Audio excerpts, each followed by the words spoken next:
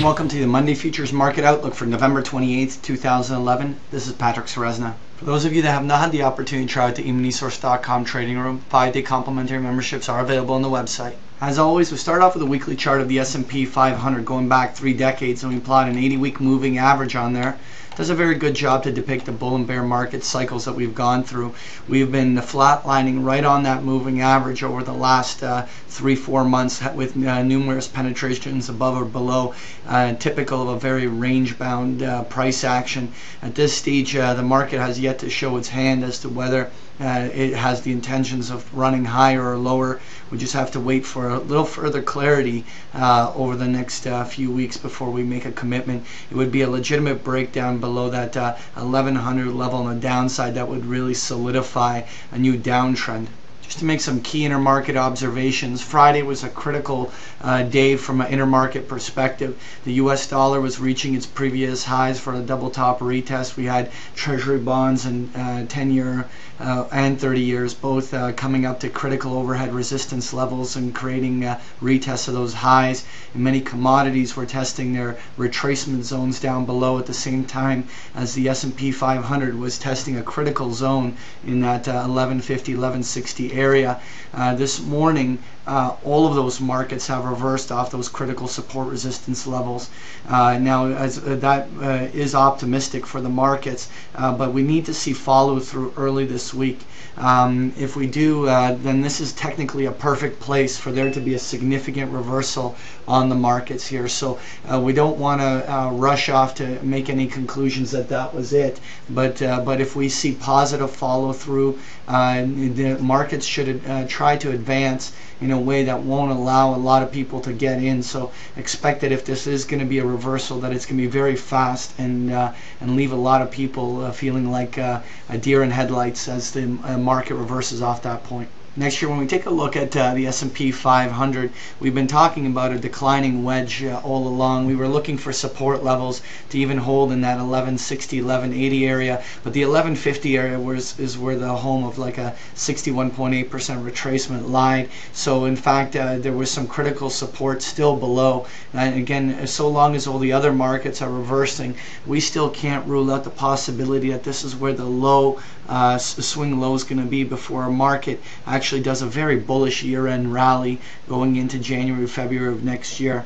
Now again, we don't want to rush off to make this forecast. There has to be substantial follow-through on this morning's price action, but the way I'd look at it is this: so long as that 1150 level holds on the downside, then this still represents a very good risk reward proposition to buy. If the 1150 area gives out on the downside, we'd have to go and consider a number of far more bearish scenarios. Next here, I want to take a look at the US dollar index futures, and this is going to be a crucial piece of information from that intermarket perspective. If in fact the US dollar just did a retest of those previous highs, and if that separating line reversal that we saw there with the red reversal bar on the downside is confirmed with a breakdown, if this would obviously have to occur with strength in a number of global currencies, particularly even the euro, if we see that breakdown move in the dollar index moving down to 78 or 77 on the downside, that would really spark that follow through in the markets.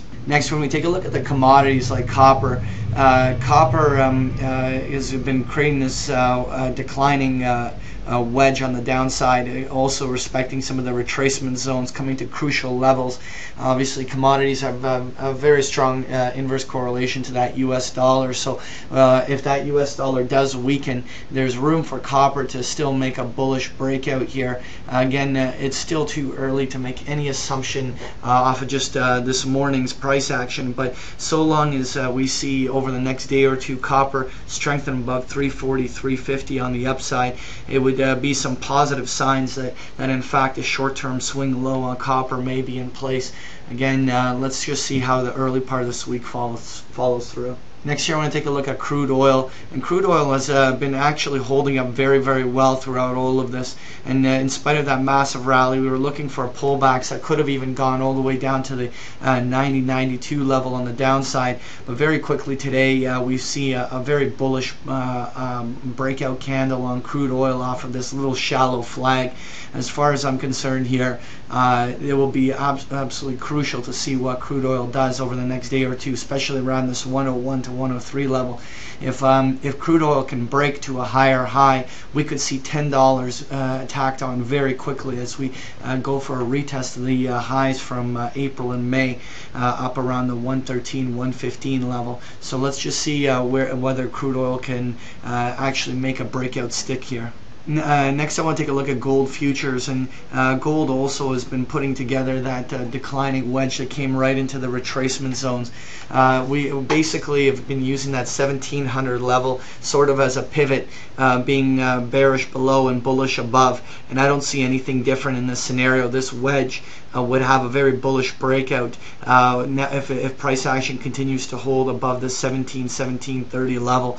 If we see gold strengthening at this level, we have to consider the scenario that gold may in fact turn bullish again, and actually maybe even make a gun for those 1900 highs, doing a measured move higher. At this stage, again, we don't want to be rushing off to be bullish just yet, but recognize that if crude oil, copper are all bullish at the same time as US dollar is weak, it would certainly allow the environment to be ripe for gold to make a bullish breakout. Finally, I want to take a look at that 30-year Treasury bond, and this is a crucial piece of information because the Treasury bonds have now retested those highs and have put in 2 solid reversal days.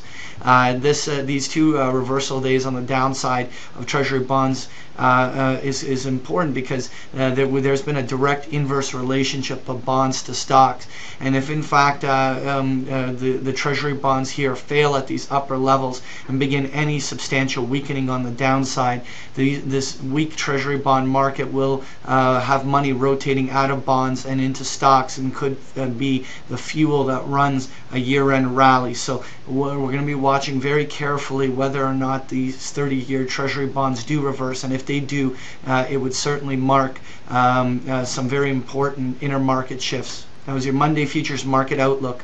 Thank you for joining me.